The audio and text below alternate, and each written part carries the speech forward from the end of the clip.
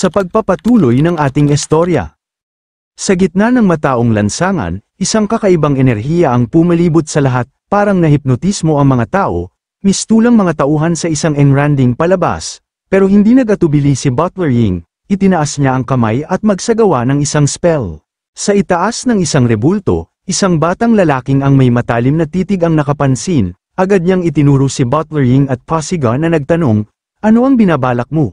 Ngunit hindi nagpatinag si Butler Ying at iwinagayway niya ang kanyang kamay sa harap at mabilis na pinakawalan ang kanyang spell pataas at walang alinlangan na bumigkas, "Lumabas ka." Saglit lang, at direkta itong tumama sa mukha ng rebulto, napasigaw ang mga taong nagdadala nito sa ibaba habang bumagsak ang malalaking tipak, nagdulot ng kaguluhan. Sa taas, nagngalit ang batang lalaki, sugatan at galit na sumigaw, "Ang lakas ng loob mong sirain ang rebulto ng Immortal Master."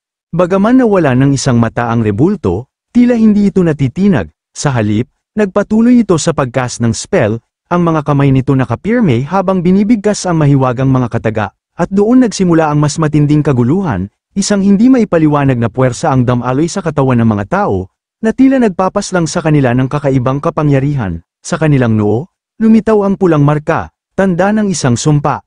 Sa gitna ng lahat, isang lalaki ang hindi napigilan ng matinding kasiyahan, kinuyam niya ang kamao, palibutan ng malaswang enerhiya, at malakas na natawa, ganito pala ang pakiramdam ng pag-cultivate ng Immortals, haha, ang astig. Sa sandaling yun, biglang lumipad at nagliwanag ang kwintas sa leeg ni Luo Chenfan, agad na umurong si Butler Ying upang protektahan siya, "Young Master, ito ay ang bridal gown curse." Ang rebeltong ito ay nagpapalaganap ng sumpa sa lahat, tumingin siya sa paligid, sa mga taong tila sinasaniban ng kakaibang puwersa, at naintindihan ang nangyayari, kaya pala nagbago ang kilos nila. At hindi pa natapos ang lahat, ang marka ay lumipad at lumitaw sa noo ni na Butler Ying, Luo Chenfan, at Li Mei. Kumunat ang noo ni Butler Ying, kumapit sa kanyang sandata at bumaling kay Luo Chenfan, "Delikado ito, Young Master," pero si Luo Chenfan ay tahimik lang, walang emosyon sa mukha. "Oo, ramdam ko rin, pero parang hindi naman ganun kalaki ang pagbabago." Samantala, sa loob ng mahiwagang sistema, lumakas ang pulang babala, nag-alarm ang buong espasyo, sumagot ang Spirit System Girl, gamit ang natitirang lakas nito habang kinagat ang pulang enerhiya, "Saan galing tong gago na to? Huwag mong isipin na makukuha mo ang aking host." Nag-alab ang rebulto, nilulukuban ng masamang enerhiya, isang halimaw na gumigising mula sa pagkakatulog, ang batang lalaki ay tumingin dito ng may matinding galit, binibigkas ang mabibigat na salita, ang gawing ganoon ang rebulto ng Immortal na Master. Hindi niya hinayaang magtagal ang kanyang galit, agad niyang itinuro ang mga tao sa ibaba, nag-utos ng may pananalig sa kanyang boses, "Hulihin ninyo sila, kayong ilan, mahal ng Immortal na Master ang mundo at ibinabahagi niya ang batas sa atin, tapos kayo, walang utang na loob." At naglakas loob pang sirain ang rebulto ng Immortal na Master, ginawang, ganoon pa ang rebulto niya, ialay silang lahat sa Immortal na Master. Sa gitna ng lumalalang tensyon, lumapit ang isang lalaking may berde ang buhok, malaki, mabagsik, tila isang halimaw sa anyo ng tao, humalakhak ito, buong kumpiyansang nagsabi, "Ako na ang bahala, susubukan ko sa inyo ang bagong lakas na nakuha ko." Pero bago pa man niya matapos ang kanyang sigaw, isang hawakan ng sibat ang biglang lumitaw, walang awa itong tumama sa kanyang baba. Pinatalsik siya ng 1,000 metro palayo, isang nagngangalit na tinig ang umalingawngaw, "Tumigil ka!" sigaw ng may paghamak ni Butler Ying. Isang saglit, sinuri niya ang sarili at napagtanto ang nagbabadyang panganib. Umiiral na ang bridal gown curse, nawawalan ako ng lakas dahil sa demon spirit na yun.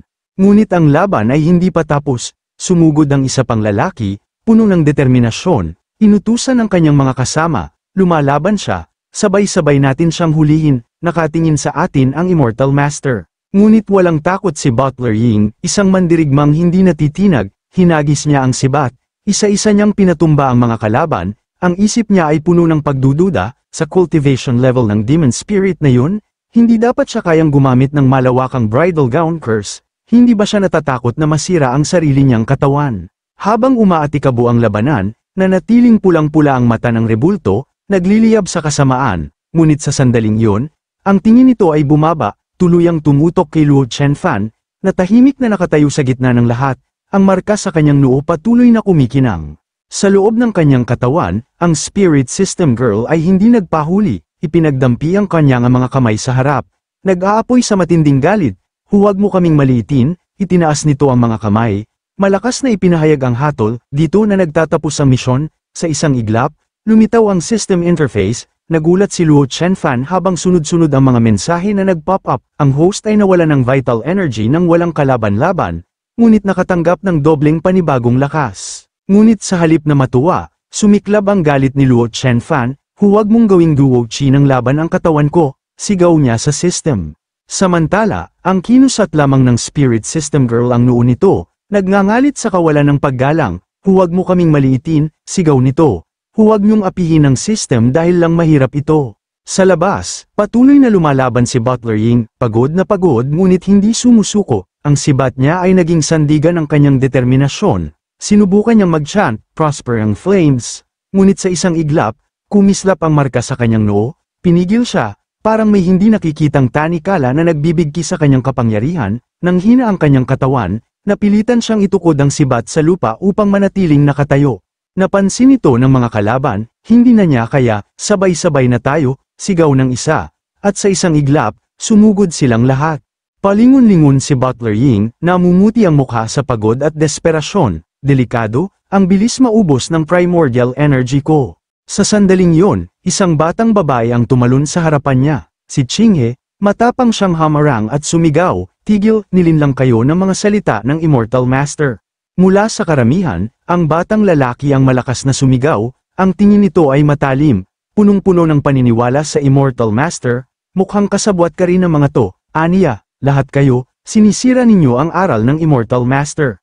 Medyo kinabahan si Qinghe, lumingon sa kanyang ama, puno ng pag-aalinlangan. Ama, bakit niyo gustong maging biktima ng Immortal Master? Bakit hindi niyo pinagdudahan ang sinasabi niya? Sa sandaling yun, isang kamay ang marahang humawak sa kanyang balikat, isang malamig ngunit kalmadong tinig ang bumalat sa paligid, dahil alam nilang lahat ang katotohanan.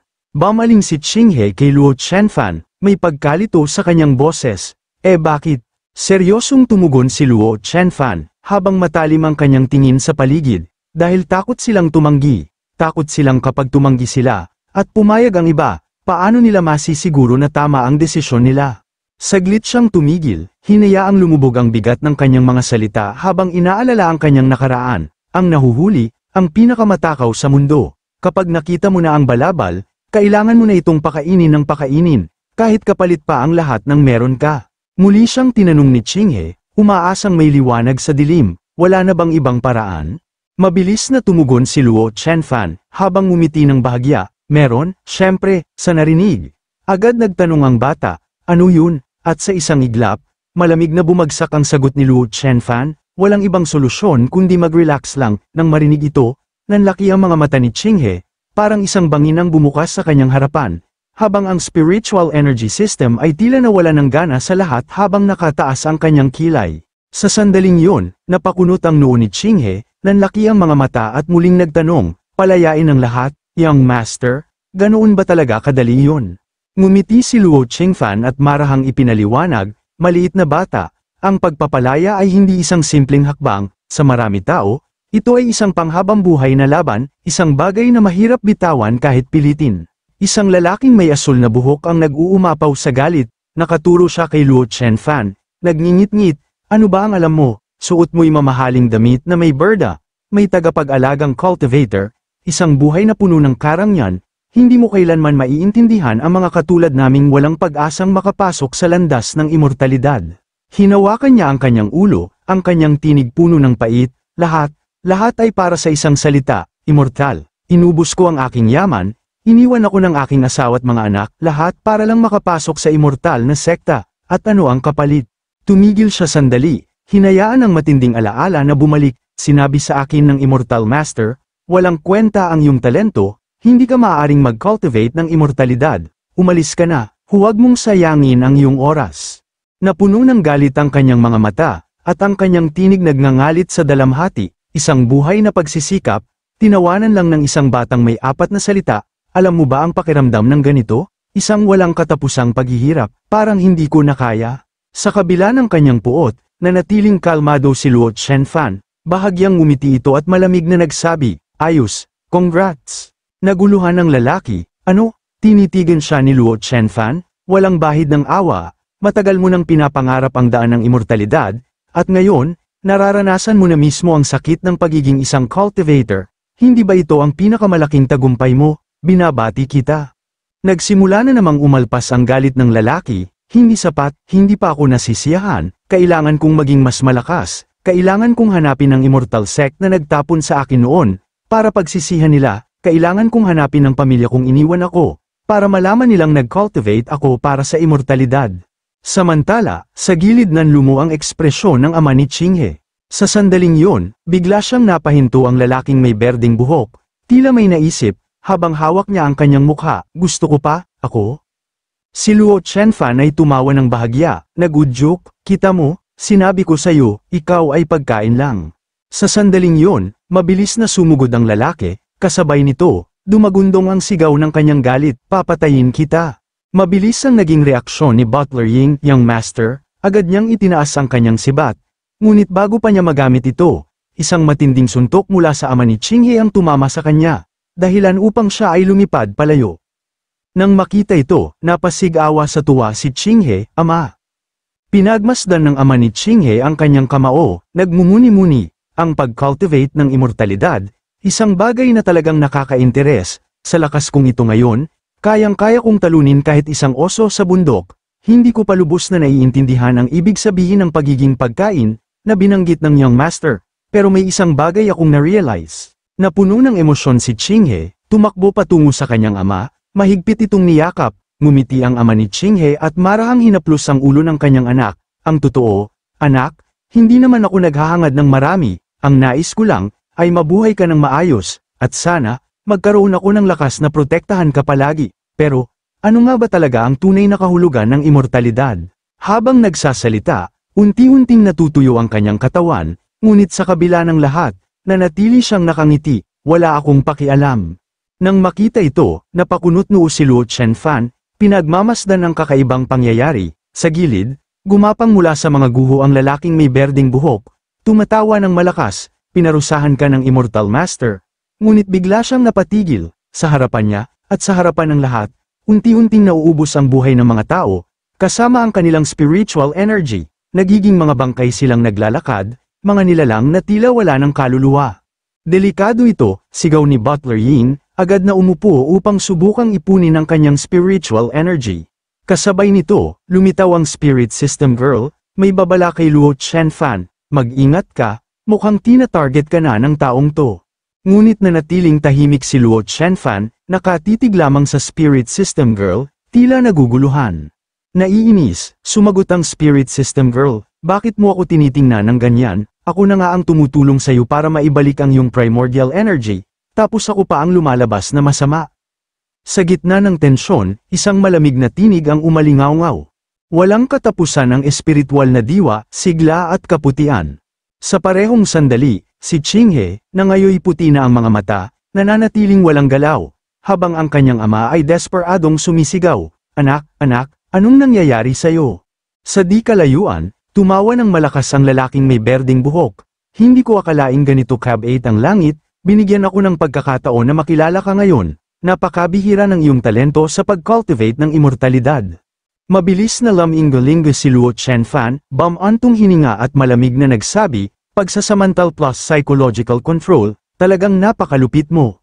Samantala, sa kanyang likod, si Lei Mei ay nagpakawala ng matinding damdamin, ang mga biyaya at kapalaran sa pag-cultivate ng immortalidad. Kung hindi mo kayang panindigan, mas mabuti pang ipasa mo na lang sa akin. Ganoon din si Chinghe, agad na kumapit kay Luo Chenfan, desperado, hayaan mong gamitin ko ang iyong laman at buto para makagawa ng isang dakilang gamot. Ngunit ngumiti lamang si Luo Chenfan, bahagyang umiling, marahang itinulak niya ang ulo ni Chinghe palayo, sa sobrang dedikasyon mo, parang nakakaistorbo na rin akong gambling ka, pero, paano ka nakakasigurado na ako'y talagang nahuli mo na, sa itaas, isang lumilipad na barko ang tahimik na nakabantay.